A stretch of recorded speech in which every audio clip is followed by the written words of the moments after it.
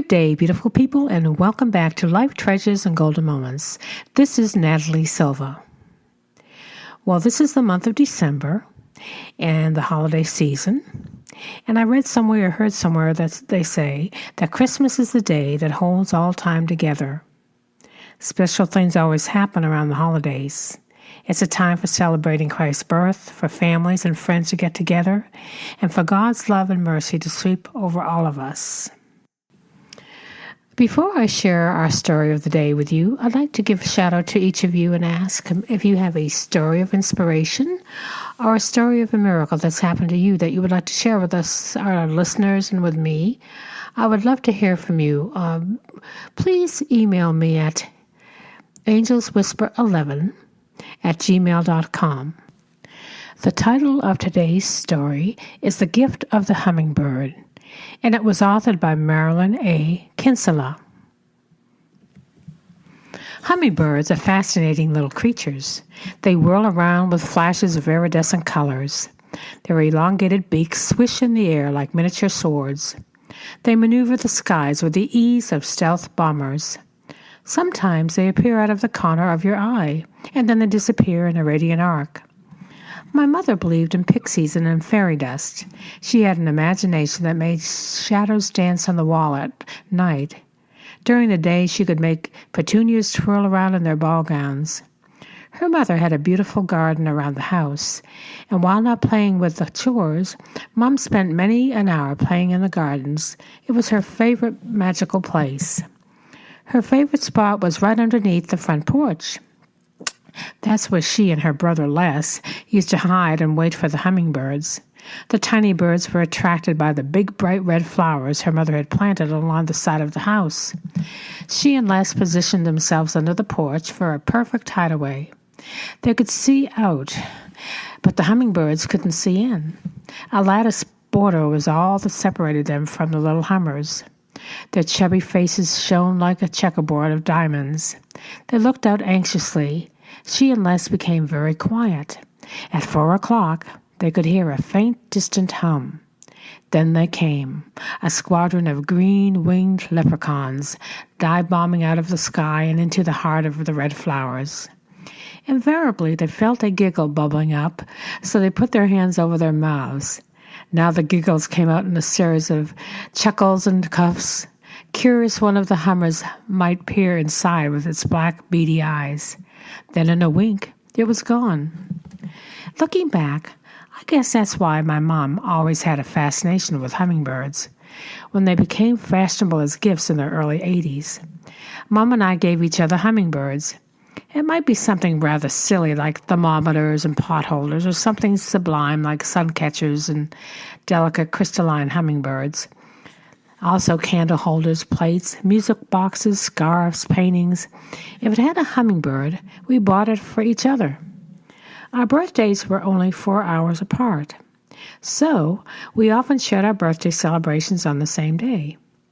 We laughed hysterically when one year we gave each other the very same gold hummingbird pin. Mom especially liked the anything cards with our favorite bird on it. Inside I'd write something trite on my poetry that made her laugh. That's why I asked her to send me a hummingbird after she died. You see, Mom died in October of 1997. I carried a guilty feeling for having to place her in a nursing home. Looking back, I still think it was the best solution to a very difficult situation, but that did not make my decision any easier, especially when she didn't want to be there. So, that November, when I was crying alone in my bedroom, I said out loud, "Mom, I want you to send me a hummingbird. It will be a sign of forgiveness and that you are in a much happier place. And by the way, hummingbirds are hard to find this time of year, so I'll know if I get one, it will be from you." Well, days and weeks went by and no hummingbird. Even on Christmas Eve, I remember thinking, I guess she's still mad. Then on Christmas morning, I must have had 20 gifts at my feet. As per our family tradition, I selected one to open first, as did the rest of the family. And at the appointed moment, we all opened the first gift of Christmas, and there it was, a beautiful crystal hummingbird that sat on a flowered stem. At first, I was speechless. Then I started to cry. My family was a bit puzzled. Why was I getting so emotional over a hummingbird? Finally, I blubbered out, "You don't understand. It's from my mom. I asked her to send me a hummingbird." My husband Larry actually purchased the gift. He believes that a coincidence is a coincidence is a coincidence. That's why they coined the word coincidence. But he said, "I don't mean to lend credulence to what you're thinking, but it was a bit odd. I already bought you a toaster and a shower head, and I thought I should buy you something pretty." Suddenly, I thought of a hummingbird. "See," I said, "you were listening." "No, I was desperate." "Well," I countered, "you may have been desperate, but you were also listening."